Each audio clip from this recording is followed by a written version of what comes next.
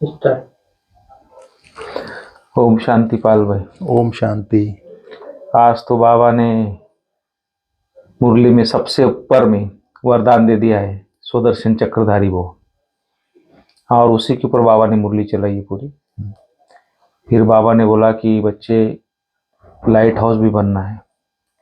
तो light house कैसे बनेंगे, उसके लिए बाबा ने बोला कि आत्मा समझ के बाप को याद करना है, अपने को आत्मा समझना है। जैसे बिंदी बन के बिंदी को याद करोगे जब लाइट हाउस बनोगे, बाबा बोलता है। तो इसमें गफलत नहीं करना बाबा बोले। बाकी बाबा ने वंडरफुल स्टूडेंट की निशानियां बताई 4, वो तो आप बताएंगे। फिर बाबा ने बोला अगर खुशी में रहना है तो आपको एकांत में बैठ के ज्ञान का मंथन करना चाहिए। तो जो भी बाबा सुनाता है तो उसके ऊपर विचार सागर मंथन करना चाहिए। बाबा बोलता है एकांत बैठ के, तो खुशी भी रहेगी आपको और अपने में शक्ति भरना है तो याद का अभ्यास भी करते रहना चाहिए। तो याद से शक्ति होगी आत्मा में, विकर्म विनाश होंगे और हम लाइट हाउस बनेंगे याद से परमात्मा की, और ज्ञान से हम सदा खुश रहेंगे। तो ऐसे कई बातों पे बाबा ने पूरा सुदर्शन चक्र कैसे सत्युग से लेके माना, जैसे 4 बाबा ने फरिश्ता स्टेज बताया ना, जैसे बीज रूप अवस्था बताई, फिर सत्युग की बताई, फिर त्रेता बताया, पूरा बाबा ने चक्र घुमाया, सुदर्शन चक्र घुमाया। आज खास बाबा ने सुदर्शन चक्र के ऊपर ही मुरली चलाई, पूरी उसके ऊपर ही मुरली चलाई है। तो आप थोड़ा डिटेल में बताएंगे आगे थोड़ा, तो कैसे बाबा ने क्लियर किया चक्र। कल ड्रामा के बारे में था, तो आज पूरा चक्र के बारे में। ओम शांति। ओम शांति। आज 3 फरवरी 2024 की बाबा की मुरली रिवीजन कर रहे हैं हम लोग जी। बाबा ने कहा मीठे बच्चे स्वदर्शन चक्रधारी भव जी। तुम्हें लाइट हाउस बनना है। जी। क्या करना है? लाइट हाउस बनना है। अपने को आत्मा समझो, इसमें गफलत नहीं करना है। स्वदर्शन, स्व का दर्शन। आज बाबा ने बोला, वरदान में भी यही बात बोला आज कि संगम युग टॉप पॉइंट है, वहां खड़े हो जाओ। हम आज क्या हैं जी, कल क्या बनने वाले हैं, कल क्या थे। बाबा ने वरदान में भी यही बात हाईलाइट किया है आज जी। स्वदर्शन, स्वदर्शन चक्र फिराना है अपने। हम सृष्टि के आदि में क्या थे, मध्य में क्या थे, अभी क्या हैं, आने वाले समय में क्या बनेंगे, ये स्वदर्शन चक्र फिराना है बोला बाबा। और बाबा ने कहा लाइट हाउस बनना है। जी। लाइट हाउस बनने के लिए बाबा ने कहा नॉलेज तो सहज है, लेकिन याद करने की मेहनत करनी है। तो लाइट हाउस बनना है और अपने को आत्मा समझो, इसमें गफलत नहीं करो। जी। इससे क्या होगा? माइट बनोगे, शक्तिशाली। हाँ, बाबा ने कहा लाइट हाउस बनना, मास्टर नॉलेजफुल जब बनेंगे तो बाप द्वारा सदा खुशी रहेगी और दूसरों को खुशी दे सकेंगे, खुशी का रास्ता बता सकेंगे। जी। बाप द्वारा मिले हुए जो ज्ञान है उसको एकांत में बैठ के सिमरन करेंगे तो खुशी होगी, खुशी में रहेंगे जी। और खुशी दूसरों को भी दे सकेंगे। ये लाइट हाउस बनना होता है जी। और अपने को आत्मा समझ करके बाप को याद करना है, इसमें गफलत नहीं करना है। इससे क्या होगा? हम सदा निरोगी बन जाएंगे जी। और पावन बन जाएंगे। जी। पावन बनने के लिए और सदा निरोगी बनने के लिए बाप की याद में रहना है। मतलब अपने को आत्मा समझ, बाप को आत्मा समझेंगे तो परमात्मा पिता सहज याद आता है। मैं आत्मा हूं तो पिता परमात्मा याद आता है। इसमें गफलत नहीं करना है जी। और इसी में सबसे ज्यादा गफलत हो रही। बाबा ने गफलत शब्द यूज किया है। जी। गफलत शब्द यूज किया है स्वयं परम पिता परमात्मा ने। इसमें गफलत हो रही है इसलिए कि बॉडी कॉन्शियस में रहते हैं ना पूरा टाइम। हाँ, सोल तो समझते नहीं, मैं मेरा मैं मेरे में रहते। आज हमारी दादी जी, दादी प्रकाश मणि, प्रकाश स्तंभ में जाते हैं, दादी जी का और बाप दादा का चित्र लगा हुआ है। उसमें भी लिखा है, और दादी जी का जो स्तंभ बना है क्या लिखा है? सदा स्वमानधारी भव। सोमान में रहना है, सर्व को सम्मान देना। सम्मान देना सदा सदा। उस आत्मा ने आज अपने जिस स्थिति को प्राप्त किया, फरिश्ता स्थिति को दादी जी ने प्राप्त किया, सदा स्वमान में रहे वो लोग, गफलत नहीं किया। दादी कभी मैं शब्द यूज नहीं किया ना उसने। मैं शब्द वो कभी शब्द यूज करना मतलब दादी का विचार है ऐसे बोलते थे। हाँ, दादी का विचार है, आपका क्या विचार? हाँ, तो उसने कभी मेरा विचार कभी नहीं बोला उसने। कभी नहीं बोला। तो उसको मैं था ही नहीं। और हम आजकल थोड़ी भी सेवा करते तो बोलते मेरा नाम हो, मेरा ये हो, मेरा नाम लिया जाए, मेरा है। तो वही मन मैं जो आता है, इसलिए बाबा ने बोला कि इसमें गफलत करते। तो दादी जी के प्रकाश स्तंभ में हम लोग जाते हैं तो मैं खास ये अंडरलाइन करता हूँ कि दादी सदा स्व के मान में थी, स्वदा आत्मिक की स्थिति में थी। आज बाबा ने बोला ना, स्वमान की स्मृति रहे। आज का जो अव्यक्त बाप दादा आए थे उसमें जो बाबा ने कहा, उसमें भी यही बोला। तो बाबा ने कहा कि आत्मा समझना है, गफलत नहीं करना है। तो हमारे जो पूर्वज जो हो करके गए हैं, जिन्होंने तीव्र पुरुषार्थ किया है, वो सदा स्वमान में, सदा स्व माने आत्मा के मान में रहे, आत्मा के मान में, लेकिन वो लोग सदा रहे। उन लोगों ने गफलत नहीं किया। उन्होंने बाबा को आगे रखा हमेशा और निमित्त बन की सेवा। हाँ, अपने को आत्मा समझो, इसमें गफलत नहीं करो। तो हमारे सामने बाबा, स्वयं बाबा, ब्रह्मा बाबा सारा डायरी लिख डाला। मैं आत्मा हूँ, यशोदा आत्मा है, विश्व किशोर भाऊ आत्मा है, निर्मल शांता आत्मा है, राधे आत्मा है, कुमार का आत्मा है, जनक आत्मा है। इसमें उन लोगों ने गफलत नहीं किया, अपने को आत्मा समझा। आज दादी का प्रकाश स्तंभ में जो बिल्कुल अंकित किया हुआ है, उसने अपने जीवन भर किया, तब अंकित हुआ है। ऐसे नहीं है कि किसी ने वहां पर लिख दिया तो बाबा ने मुरली में कह दिया और लिख दिया। उन लोगों ने अपने जीवन में पुरुषार्थ किया, प्रैक्टिकल में लाया है जी। उन लोगों ने हमारे सामने करके दिखाया है जी।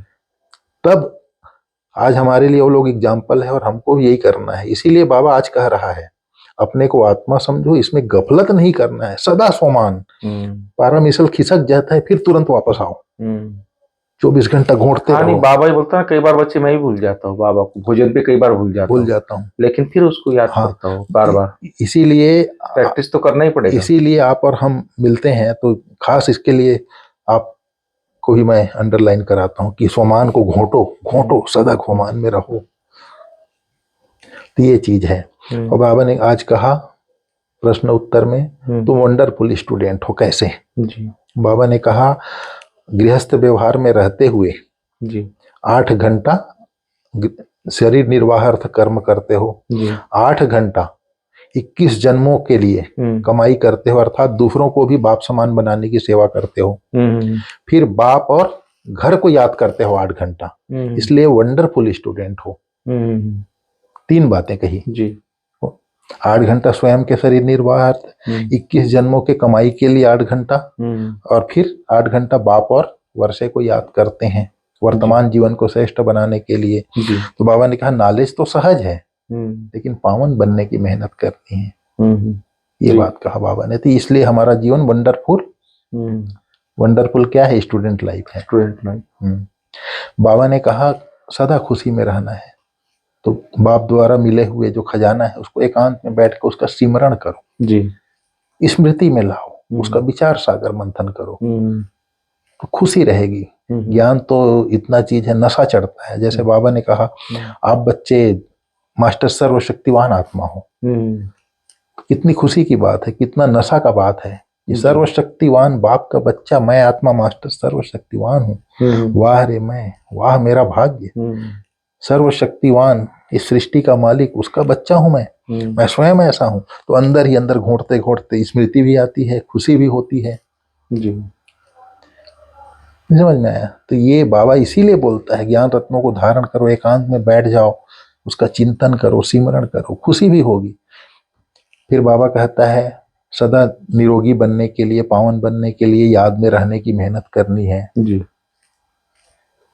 फिर लाइट हाउस बनना है, बोला बाबा ने। भविष्य 21 जन्मों के लिए कमाई करने के लिए रूहानी टीचर भी बनना है, बोला जी। बाप समान मास्टर नॉलेजफुल बनना है, बोला भविष्य 21 जन्मों की कमाई के लिए।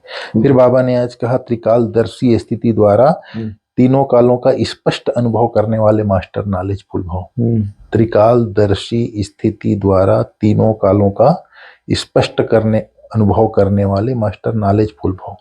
जो बच्चे त्रिकालदर्शी हो तीनों कालों को स्पष्ट देख सकते हैं। जैसे कोई बाबा ने कहा कोई शहर के टॉप पॉइंट पर खड़े हो जाओ।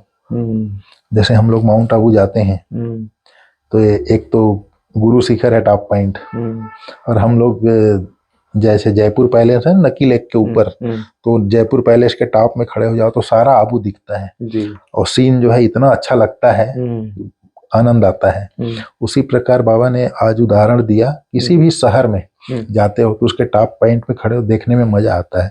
वैसे ही ये जो संगम युग है जी, सारे कल्प का टॉप पॉइंट है।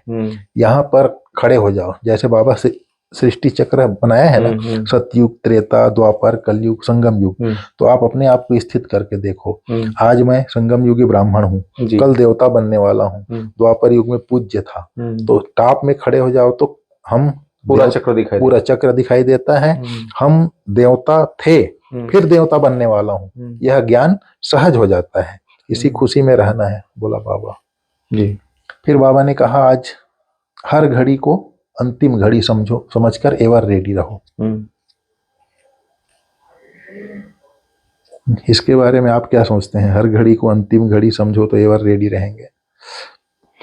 हर घड़ी अंतिम घड़ी बाबा इसलिए बोलता है कि हमेशा जब भी आप कुछ कारोबार करते हो तो अपने को निमित्त समझो, और हमेशा बुद्धि में होना चाहिए तो आप घर जाना। एक ड्रामा पूरा हुआ है, फिर से हम सतयुग में जाने वाले हैं। तो ये जैसे चक्र रहेगा, जैसे बाबा ब्रह्मा बाबा बोलता ना मेरी चमकीली ड्रेस सामने टंगी हुई है, और इसमें मम्मा का स्लोगन था ना शायद, हर घड़ी अंतिम घड़ी समझो। तो मम्मा ने भी पुरुषार्थ किया था। जैसे बाबा ने दादियों को बोला है, पहले दादियों को बोलता अगली दिवाली आएगी नहीं, सुना, तो सब पुरुषार्थ में लग जाते हैं, अरे अगली दिवाली आएगी नहीं तो हमें संपूर्ण बनना है पुरुषार्थ करके। इसलिए हर घड़ी अंतिम घड़ी का बाबा का कहने का मतलब ये है कि आप एकदम एवरीडे रहो। अगर आप लास्ट मोमेंट में परिस्थिति ऐसी आएगी और आप तैयार नहीं होंगे तो समय को महत्व दिया जाएगा और आपको मार्क्स कम मिलेगा। जैसे कल अव्यक्त बाप्ता ने आए थे तो बोला था फर्स्ट नंबर माला का दाना और 108 वाला दाना, अंतर है कि नहीं? 16,000 में भी अंतर है। तो बाबा बोलता, बाबा हमेशा हमको क्या है एकदम उच्च पद में देखना चाहता है। जो शुरू शुरू में बच्चे आए ना, जिन्होंने बाबा की पालना ली है, इतना बाबा का प्यार पाया है, तो कोई भी बाप अपने बच्चों को ऊंची पोस्ट पे देखना चाहता है। लेकिन जैसे एक बाप के 4 बच्चे होते हैं, वो 4 में से एक कोई अच्छी पोस्ट पे चला जाता है पढ़ाई करके, लेकिन एक दो ऐसे ही रह जाता है, कोई खेती भी करता है, कोई साधारण नौकरी भी करता है।